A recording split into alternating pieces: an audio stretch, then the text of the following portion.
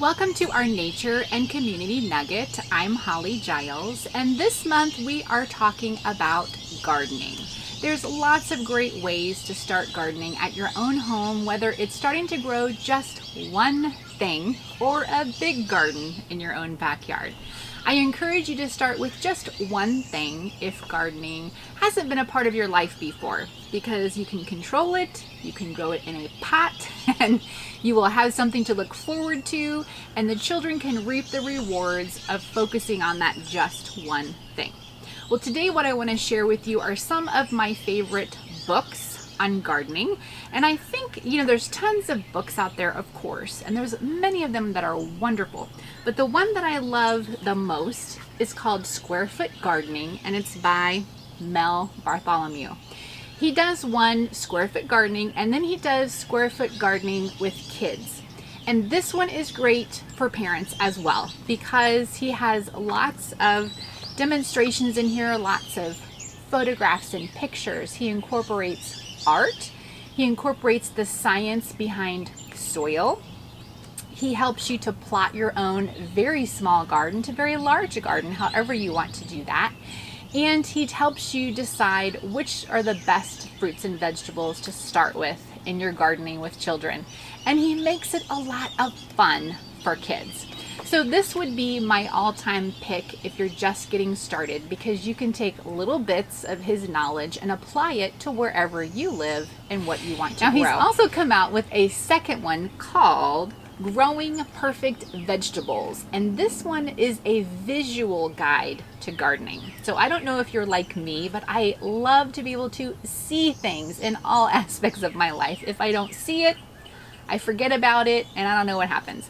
But this visual guide has photographs, beautiful photographs of all the fruits and vegetables up close in every stage, and it can get your kids excited about what they're growing.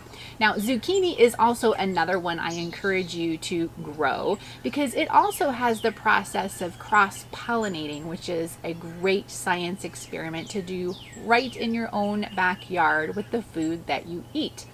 So this is a good pick for me, Growing Perfect Vegetables. Now, he also has a Square Foot Garden cookbook. No, I do not work for Mel Bartholomew. I just love what he's put together for families out here with all the bugs. And this is taking the vegetables that you're growing or getting from the farmer's market, and it's putting them into recipes that you will actually eat, and fun recipes that the kids can cook with you, because I'm all about bringing your children into the kitchen with you and them learning from a very young age how to cook. Everyone has to eat, and when they grow up, they're going to have to eat on their own, so they need to start when they're very young in your home.